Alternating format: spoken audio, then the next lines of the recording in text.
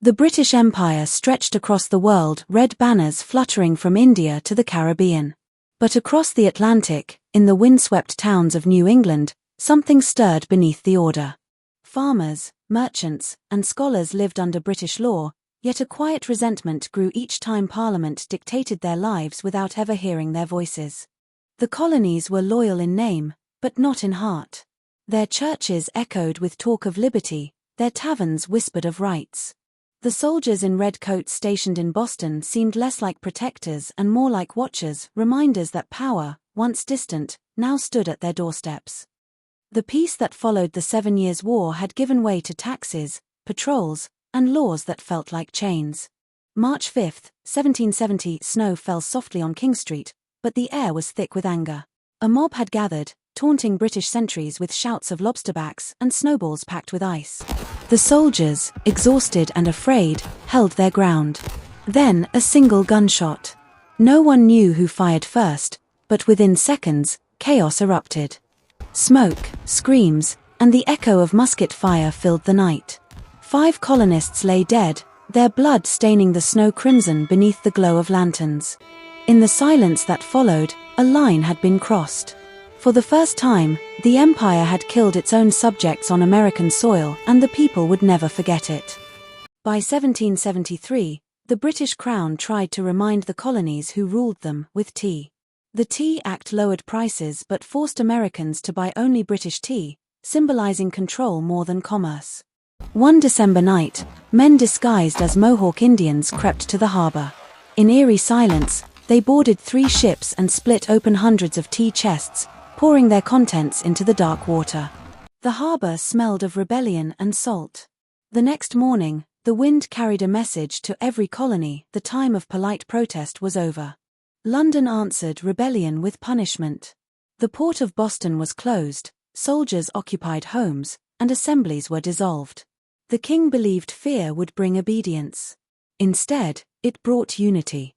The colonies that had long argued, Virginia planters, New York merchants, and New England fishermen, now stood together. Letters traveled faster than ever, inked with fury and hope. From candlelit parlors to church pulpits, the word tyranny began to spread. In the shadows, patriots organized. The Sons of Liberty, led by Samuel Adams and others, met in secret taverns to plan acts of resistance. They were printers, blacksmiths, and ministers, ordinary men with extraordinary resolve. Pamphlets and posters appeared across towns, their words like sparks in dry fields: no taxation without representation. The printing press became their weapon, the truth, their ammunition. Each act of defiance brought new eyes to the cause. Taverns became more than places of drink, they were the underground heart of revolution. In dimly lit rooms filled with smoke and murmurs, maps were spread on tables, and oaths were whispered over rum. Even as spies lurked and loyalists listened, the talk never stopped.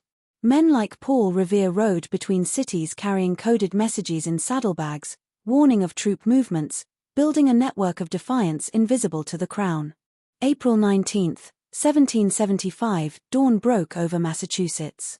British troops marched to seize hidden colonial weapons. But on the village green of Lexington, they met a line of armed farmers, the Minutemen. A single shot cracked the morning air. No one knows who fired it, but its echo would travel across centuries. The British pushed through Lexington and reached Concord, only to find themselves ambushed by militias firing from behind trees and stone walls. When the redcoats retreated, their dead lined the road. The war had begun, not declared, but born from smoke and blood. The men who returned home that evening were no longer farmers. They had faced the Empire and lived.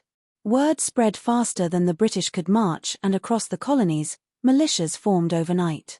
Muskets were cleaned, powder was rationed, and flags stitched by trembling hands. Wives and mothers watched in silence as husbands left fields unplowed and children sleeping, carrying dreams of liberty into an uncertain dawn. In Philadelphia, delegates from 13 colonies gathered, the Continental Congress. Some still hoped for peace, others demanded independence. John Adams spoke of a new nation. Benjamin Franklin warned of the price. And George Washington, quiet but commanding, was chosen to lead the colonial army. In that hall, the first breath of America was drawn, not yet a country, but an idea ready to be born. For many, the coming storm was not simple. Families were divided, brothers fought on opposite sides. Clergymen debated whether rebellion was sin or duty. To defy the crown was to risk everything: land, title, even life. Yet to do nothing was worse. Across the colonies, people began choosing sides, marking the beginning of a civil war within a revolution. When George Washington rode north to take command at Cambridge, he found chaos: farmers with pitchforks and muskets, no uniforms, no training, little hope. But within his calm eyes burned the resolve of destiny. He imposed order, discipline, and belief. Under his leadership, the ragged bands began to look like an army. His presence alone became a kind of victory, proof that unity could rise from disorder. By the end of 1775, the colonies were no longer subjects but soldiers. The British occupied Boston, the Americans surrounded it. Ships patrolled harbors, spies watched from every port. The world waited to see if these rebels would fall or fly. Above them, storm clouds thickened, and within them, the lightning of revolution waited to strike. Wait for the next part.